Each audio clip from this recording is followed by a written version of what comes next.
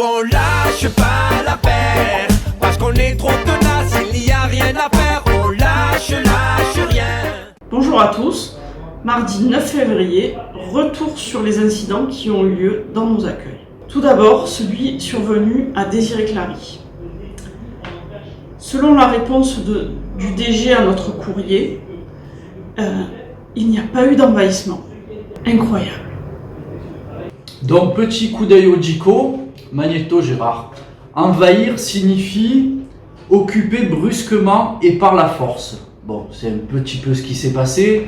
Donc la direction minimise la portée de l'incident et joue sur les mots. Sauf que là, il s'agit de la santé et de la sécurité de nos collègues de travail.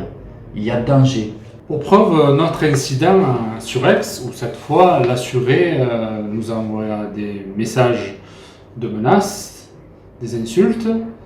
Sur ce même mail, il cautionne la mort de l'agent de Pôle emploi. Et après ça, on le reçoit tranquillement à l'accueil avec un agent de direction. Alors vous comprendrez que le message qui est renvoyé nous choque parce que derrière c'est insultez-nous, menacez-nous de mort et puis de toute façon on vous recevra. Certains ont une analyse simpliste en disant en gros c'est la société qui est de plus en plus violente et donc ça rejaillit sur nos accueils. Ok, mais c'est un peu plus compliqué que ça car à la violence sociale et économique s'ajoute la casse de la sécu. En effet, nos directions ne peuvent pas se dédouaner de leurs responsabilités et des conséquences de leur choix de gestion. Et oui, les différentes restructurations ont visé à éloigner nos assurés de services publics de qualité et ont tenté de transformer nos agents d'accueil en simples boîtes aux lettres. Alors qu'auparavant, ils avaient réellement les moyens de traiter et d'apporter une solution en temps réel à nos usagers. Ça, c'est la proximité. Et c'est une idée résolument moderne, avec des accueils adossés aux services qui traitent les dossiers. Il y a aussi des problèmes de délai de traitement dans la prod. Du coup, les réclamations augmentent. Alors même qu'aujourd'hui, les dossiers sont parfois traités à plus de 100 km du domicile de l'assuré, il n'y a plus de moyen de régler les situations en temps réel. On a également dénoncé les conditions d'accueil. Il faut quand même savoir qu'on est passé en quelques années de petits accueils de proximité à grosses usines qui sont capables de recevoir 1500 personnes, soit, mais on imagine aisément la dégradation des conditions de confidentialité, l'effet de groupe et l'énervement que cela génère. Il y avait 34 sites d'accueil dans les Bouches-du-Rhône, il n'y en a plus que 17 aujourd'hui. Les assurés sont parfois obligés de parcourir plusieurs kilomètres pour être reçus. Rajoutez à cela des conséquences de la crise sanitaire sur des populations de plus en plus précaires, mais aussi sur nos activités à la production et à l'accueil, le cocktail est explosif. Alors que notre charge de travail a considérablement augmenté, car dans la période, la Sécu a plus que jamais joué son rôle d'amortisseur social de la crise, le nouveau service Contact Tracing déshabille Jacques pour habiller Paul. Cette nouvelle mission emprunte des agents d'autres services déjà en difficulté.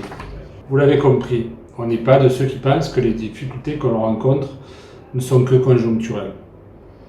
On pense que, comme le dit très bien notre Fédération des organismes sociaux, ce sont bien des organisations de travail dans les accueils et le manque de personnel pour traiter les demandes des usagers dans les meilleurs délais qui sont responsables de cette situation. Nos collègues dans les accueils font un travail incroyable et ils ont une conscience professionnelle à toute épreuve. Bien évidemment, nous condamnons toute violence, qu'elle soit physique ou verbale. Et en tant que syndicat, nous devons pousser notre direction à améliorer la qualité de service rendue à l'assuré. Cette qualité de service n'a fait que se dégrader depuis une dizaine d'années. Alors, vous savez, on n'est pas du genre à vouloir dire « haha, on vous l'avait dit ». Pourtant, la bonne cause, mars 2012 et avril 2012, c'est pas des nouveautés, ça fait 9 ans. C'était déjà le sujet, vous voyez. Des accueils bientôt sécurisés ou improvisation à l'accueil. Tout était là déjà depuis 9 ans. On a donc envoyé un courrier à notre directeur avec copie à l'inspection du travail et ce jeudi 11 février, on organise une conférence de presse sur le thème de la violence dans les accueils avec la CGT Pôle emploi, CAF 13, l'Union départementale et le comité chômeur. Le grand public sera certainement intéressé par un autre éclairage de ces situations dramatiques. La CGT ne cédera jamais à la menace à peine voilée contenue dans la réponse de notre directeur, qui aimerait bien que tout cela reste entre nous. On fait bien entendu le lien avec la menace de sanction qui plane sur Sandrine, une élue CGT de la CAF de Moselle, qui a eu l'outrecuidance de parler des problèmes de son organisme dans l'émission d'Élise Lucet. Voici la motion de soutien qu'on va vous faire signer massivement parce qu'on ne laissera pas faire. Tous ensemble, on lâche rien. Pour Sandrine, on lâche rien. On lâche rien. On lâche rien. On lâche rien. On lâche rien.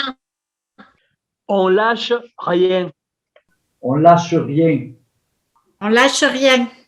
Nous on lâche pas l'affaire.